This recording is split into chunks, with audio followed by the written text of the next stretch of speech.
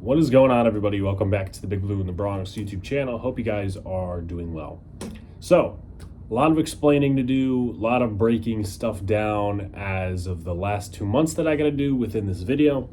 But I'm going to come out right and say this was meant to be the longer video. I put a shorter video out on Twitter just to kind of put that headline out there for my Twitter followers. And if they wanted to, they come back to this video, which is in the link, which is a link in the thread.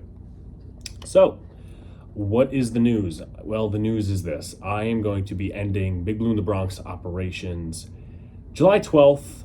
We're doing, or at least planning on it, we are planning on doing a farewell / end it all type stream. Content creators, I'm looking to have some of those on that we've had on before, from different channels. Looking to have Brian on if he's available, looking to have Donald on if he's available, Sean, people who've contributed to this channel on a great level over the years and who have really, inspired and just been great to me, great to Luca, and just, again, great to the people in the comment section as well. And why am I ending Big Blue in the Bronx? It's nothing to, be down about. I would say it's not, oh my God, he's ending the channel because of lack of subscribers or because it's not going anywhere. It's actually a pretty good reason.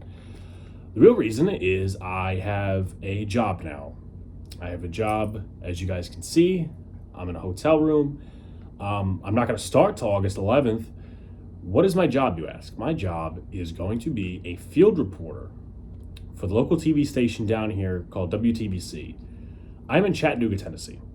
That's where I am. That's where I'm going to be living for the next 2 years. And it's a little bit different of a change of scenery from New York. But the rule is, and if you look at some of these people that have been in the industry that I've got to learn off of, and, I've got to research people. I've been mentored by a lot of great people over the last few months. Maria Taylor, I got to listen to her a little bit. Lindsay Davis from ABC. Joe Scacciaferro, I'm going to shout him out. He's a huge production buff and he's a great storyteller. Gene Kirkconnell of WKRG, he used to be a journalist himself. Now he's a news director. So I'm shouting some names out of people who have mentored me. And of course, someone who has their own YouTube channel who I would not be at this point without is someone who gets a lot of shit on giant Twitter. I don't really care. I'll say his name is Adam Costas. He's been a guy that I've been in constant contact with. He's been in constant contact with me during these hiring processes, and I would not be here without him. So I have to thank him as well. And there's a lot of thank yous I'm going to give out on the final stream. But the way things go is you got to start out in an alternate market before you head back to those big markets. I'll give you a, example. Joe Davis was doing the Montgomery Biscuits before he was the Dodgers broadcaster. That's one of the main examples. And I could not get a job out of college going to Spectrum News in New York. I couldn't get a job out of college going to News 12 because they wanted experience, right? They wanted 1 to 2 years at least, some even longer. I remember in Edison, New Jersey, wanted 5 to 10 years of experience anchoring. And it's just like weird, right? Because Edison, New Jersey, it's part of that New York market conglomerate, but you're in Jersey and you're a local news station. I'm not going to complain about that anyway. But my plan is Tennessee, WTBC, Chattanooga. My ultimate goal is to be a sportscaster. But with that, I want to be on air. I want to do field reporting first, get myself in the mix, go through all the trial and error, the learning curves, and then, be the best I can be, move on to a different market, and just see what opportunities are out there. And also, STAA has been a big help. John Chelesnik, I think his name is. I'm probably butchering it. But there's a ton of sportscaster opportunities there. Of course, I need more experience. But again, I just want to, put that out there as far as some of the stuff, some of my ideology in terms of, career and stuff. So the last 2 months have been job searching and college graduation. I graduated college May 16th. Before that, I did a stream from Athens, Georgia. We were talking about the Giants draft class. I did a stream from Athens, Georgia. That week, I was there at the University of Georgia to soak up all the knowledge, learn from different people in the industry, sales, radio, broadcasting. I was there to soak up knowledge and just, connect with people as well. At the GAB Radio Institute, which was a massive help in my career, very much up to this point, learning from different people, connecting with all of them on LinkedIn. So taking the opportunity to do that is something I very much do not regret. And then I came back, I graduated, and then at the end of the May, I started doing a spree of applications after I talked to one of my mentors. And that was, apply for this, apply for that, apply for this. And I ended up getting 4 interested markets. WTVC Chattanooga was the one I picked. The second place one was Sarasota, Florida. And then, not that I got a formal offer from the next 2, but they were interested. That one being Evansville, Indiana, and Mobile, Alabama. So there's that. That's what the last 2 months has looked like. I start on August 11th, but I am ending the channel. Everything will stay up. So if you want to watch videos, rants, funny moments, it's still going to be up. I'm just not going to be active on it. So I think I already explained the stream details, just like a sit back, relax, content creators, viewers call in, relax type of stream, kind of laugh it up for the last time. Now, intent of the channel. My intent of the channel is very, very different from a lot of people on here. You see, and I'm not diminishing, I'm just straight up telling the truth. I'm not bullshitting you guys. You see some of these popular giant streamers, Yankee streamers, some of those guys, if not most of them, have part-time jobs or full-time jobs. They have a life outside of YouTube.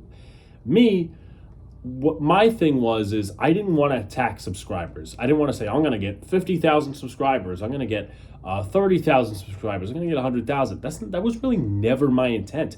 Of course, I needed to market. I needed to reach out to a base. I needed to do different things. And there's a lot of shit that I learned along the way, video producing, sales, just a lot of different shit that has made me a better person and better in this type of field, which is very competitive. But I was never about, I'm going to try to get to the highest subscriber count. I mean, is that part of the goal? Get as many subscribers as possible? Yes. But mine was put this down on the resume. When I was having conversations with Brian in 2020, he was telling me, you're going to go right or you're going to do videos. I said, I'm going to do videos. So that was really the intent, again, to create opportunities for myself. And I did. The truth is that my college, and this is, again, no bullshit, people can sit here and correspond to my thoughts and all that stuff exactly, is that my college didn't really give me the greatest opportunities. If you're in production and you want to do some, lighting, or you want to do this, do some behind the scenes stuff, St. Francis College was good for it, despite all the turmoil. But if you wanted to be on air, they were not a helpful resource. Sorry, but not sorry, but again, that's the truth. So I started the channel second to last year of high school, senior year high school, and then all throughout my college career.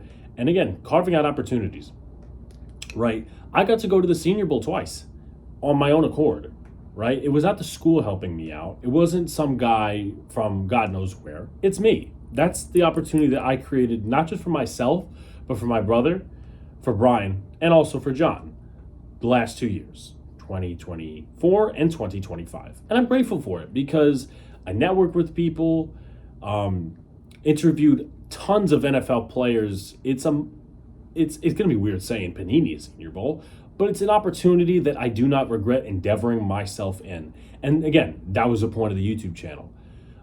True story, right? So when we went to those giant jet games with the school in 2023, none of the stuff that I did in the 2 games that I went to in terms of the Giants was ever posted. I don't know why it was never posted. That was not in my control. Again, just being completely transparent with you guys. It was never posted on the YouTube channel. So what I did is I took video of me at the press conference asking Brian Dable questions and asking Tommy DeVito questions. And I put that on the YouTube channel and I put it on Twitter. I was acting in that position as a voice of the fan base. I wasn't being Giants fan me. I wasn't being, I'm going to attack Brian Dable because I don't like the way he's coaching. That was me being a reporter, trying to be that bridge from the team to the fan base. And guess what? It fucking worked out. I would say so, at least. So again, the point of the YouTube channel was to get myself out there, create opportunities, and again, glad for it. As far as mentors, mention them. already. Joe Scacciaferro, Adam Costas, Gene Kirkconnell, WKRG Mobile, who really helped me, who had, me, myself, had no idea how to do a news package, didn't know what a news package was in February, March. And this guy basically took me in, and Joe was another one who took me in and really didn't have to, right? So, those three guys, again, Maria Taylor was a voice in my ear for a few minutes. Lindsay Davis was a voice in my ear. So I learned from some great people. But July 12th, that's what I'm aiming for, guys. That's the date that I'm aiming for in terms of this big stream. We're going to have videos, I'm not going to promise that, but we're also going to have Yankee live streams, at least one or two before we wrap up. And also, it's a reason you guys haven't seen the roster bubble series, because I knew that it was getting to a point where I would not have time for, covering the Giants from down here would have been very difficult, right? Covering the Yankees from down here would have been very difficult. Number one, because I am in the industry, I'd be working 5 days a week, 40 hours a week. It would be very, very stressful to kind of like compact that all in. I know I also have some physical training goals as well. But it would be very difficult because I would have to get, DirecTV, or I would have to do this, I would have to do that. And again, I would have to accrue my time to covering those two teams. And not to say I won't watch them. Listen, I'm a Yankee fan. I'm a Giant fan, right? I'm a Notre Dame fan. I'm going to watch them when I can. But I have other priorities at the moment that will help me improve my core skills and net me a successful career. So that's the backstory. If you guys have any more questions, please comment them below. I know this is kind of, out there. It's kind of just like out of the blue. I appreciate you guys so much. I'm going to give a lot of thank yous on that last stream. But until then, peace out. See you later. Stay cool.